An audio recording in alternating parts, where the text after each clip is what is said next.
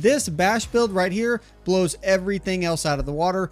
I've already heard it's strong, but this one is one you need on your radar. But this one right here can hit 50 or 100 millions of damage with not much setup. Now there are a ton of different variants of this bash build, but this one I found is probably the best. This is a commingling of Rob's bash build, and I have a variant specifically for speed farming, but this particular bash build can take on not only the uber bosses and tormented bosses solo, but can also let you run very high tier pits. It's the best of both world barbarian build, and if you're wanting to push that extra high level content, this is the build you need to use. So first let's jump into the skills, but check in the description and in the pinned comment, the build planner is linked right there. Make sure to jump on that and save it for quick reference. It has everything from gear to aspects to how to play the build, every single thing you can imagine. But I'll break down the skills and how we use them. So first let's go over our skills. Now you want Bash as our primary damage ability. This is going to be our primary hitter that hits for 30, 40, 50, even 100 million damage. You want as many points as you can, 5 out of 5 here, and then another set of points on the rest of your gear. The more points you have here, the more overall damage you're going to be doing. And we want Enhanced Bash, so that way damaging a stunned enemy with Bash gives us Fortify and doubling this amount for a two-handed weapon, meaning by damaging just one stunned enemy with Bash, we're going to be getting 40% of our maximum life as Fortify. You can't beat that. We stay fortified almost non-stop. And then Combat Bash, ideally you don't necessarily need this. I was using it when running Hammer of the Ancients, but if you want, you can spec this out for something else. Since it gives us a bonus to your core skill, which we don't have, or your weapon mastery skill, which in this case would be Steel Grasp, you can keep it, but again, you can respec it if you feel the need to. But again, you can leave this like it is, and there's no big deal. Next, we won't be using any core skill, and then we're going to be taking 1 out of 5 for Rallying Cry, all the way to Strategic Rallying Cry, again, giving us more Fortify as we cast Rallying Cry consistently. Also, we're going to take 3 out of 3 for Imposing Presence for the endgame for extra max life, and Martial Vigor for damage reduction against elites. And then we'll also do Outburst and Tough as Nails, so that way we can proc bleeding damage on enemies and get the bonus for damaging bleeding enemies later.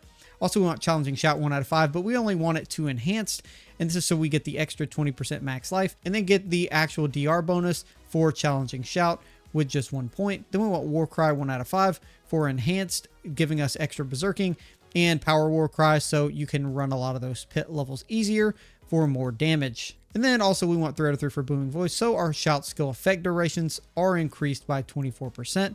And then 3 out of 3 for Aggressive Resistance, so we get 12% constant DR while berserking, and we'll be in a constant state of berserking, making this a non-stop buff as long as you stay in combat.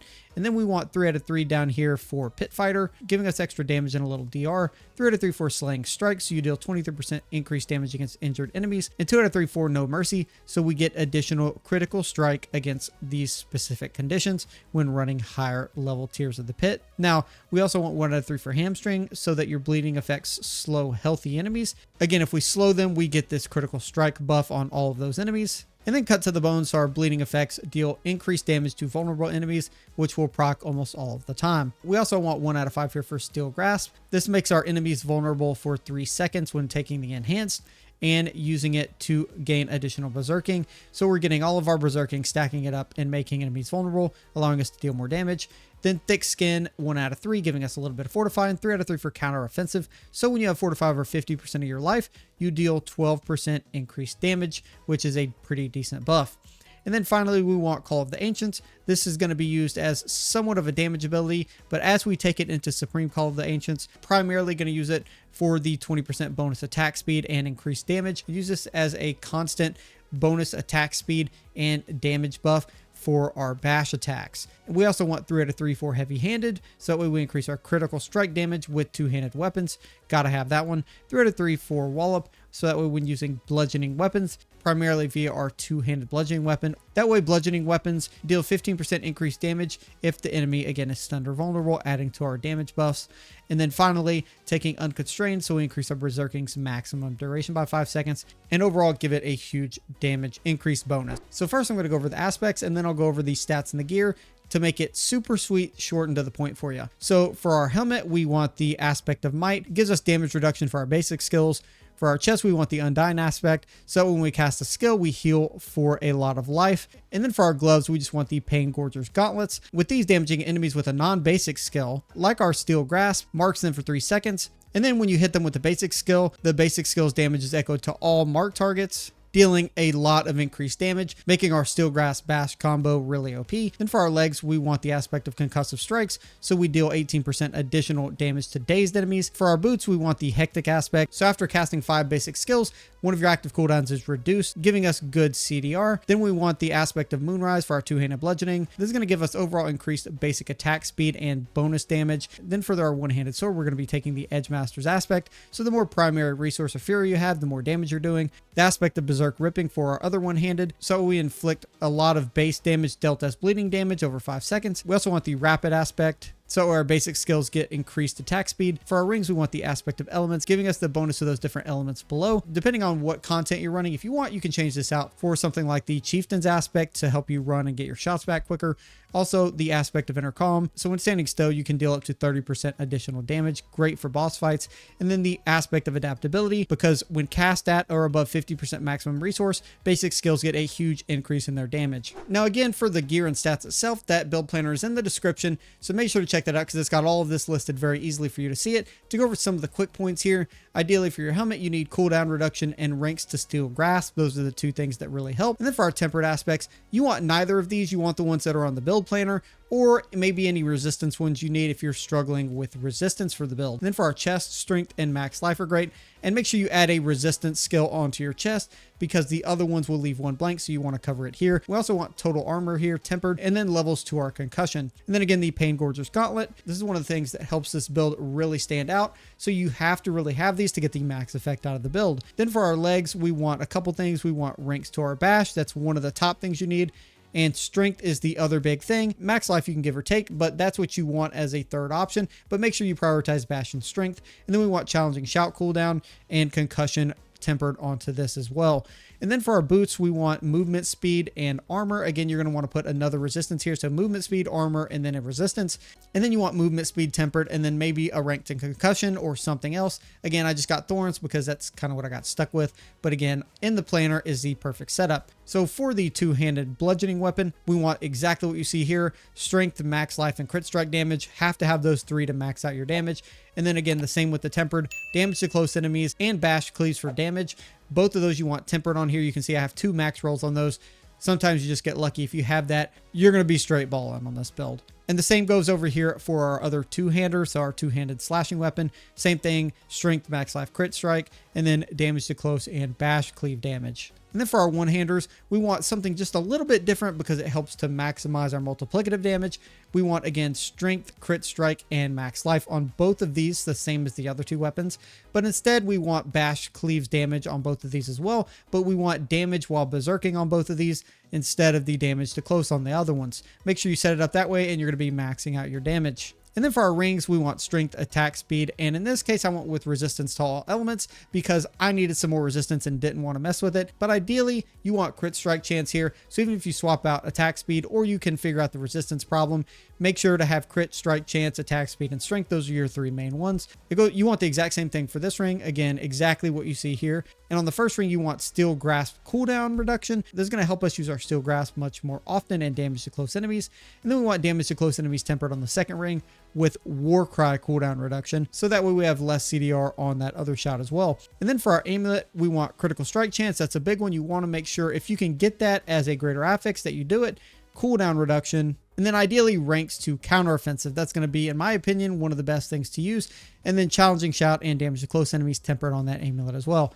It's a really simple setup, and actually the tempering for these items were actually very easy to temper compared to some other builds, so it's fairly easy to set up. Now for our technique, we're going to want to be using the two-handed axe expertise. Now for the two-handed axe expertise, we're going to be getting increased damage to vulnerable enemies. You only get that specific buff, but it's worth it compared to a lot of the other ones. So next I'm going to go over the Paragon board really quickly. Again, everything's in the description, but if you understand how this works, this is going to help you to maximize the build. So the first thing we want here in our starter is our exploit glyph, so we make enemies vulnerable. And one of the big things here is we're taking a lot of our max life nodes, because for the end game you need as much max life as possible. And again, this physical damage node that gives us max life over here. And then once we come up here, we're going to be taking the Warbringer board. What's great about this Paragon board is you can use this basically almost exact board in a lot of different setups.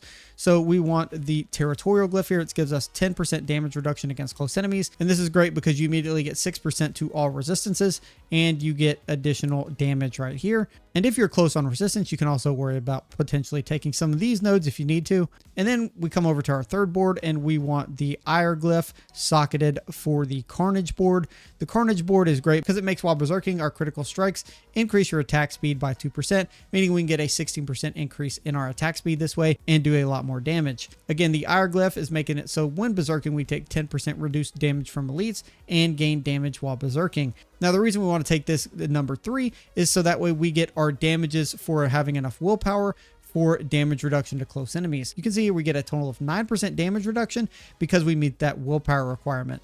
Additionally, there's other nodes around here for that. You got to make sure you take those for the end game.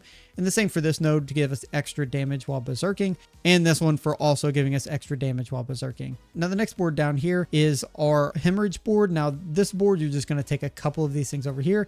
If you notice, I was just testing this out. So I actually don't have this glyph at level 15, but still able to do a massive amount of damage. But again, it gives us increased damage while wielding two-handed weapons, which gives us, again, buffs our damage even more.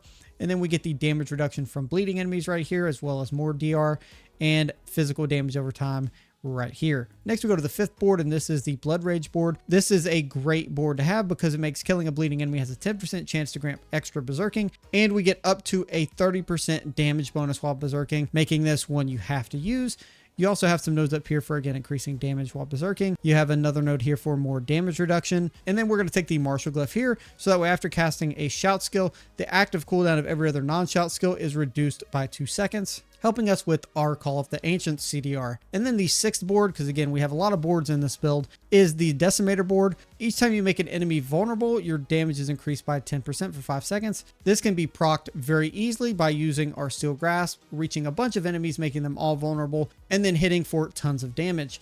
And then we want the Undaunted Glyph here, again, giving us more damage reduction the more Fortify you have, which we should always be stacked on, giving us, again, even more survivability. And then we have another node up here, again, you can see for max life, taking all the max life nodes. And then finally, our final board is the Bonebreaker board. Now, the Bonebreaker board gives us max life up here, which we get bonuses for because we meet the strength requirement. And we also get damage reduction again down here. Here, we're going to take the Blood Feeder board. Again, another one that I've set up that I'm doing great with that's not even maxed out. I don't even have the increased critical strike against bleeding enemies yet. So ideally, the way this build works, if you're not familiar with Bash in this particular setup, now you're going to be constantly using these shouts based on the scenario, but ideally this is the damage rotation. It's very simple.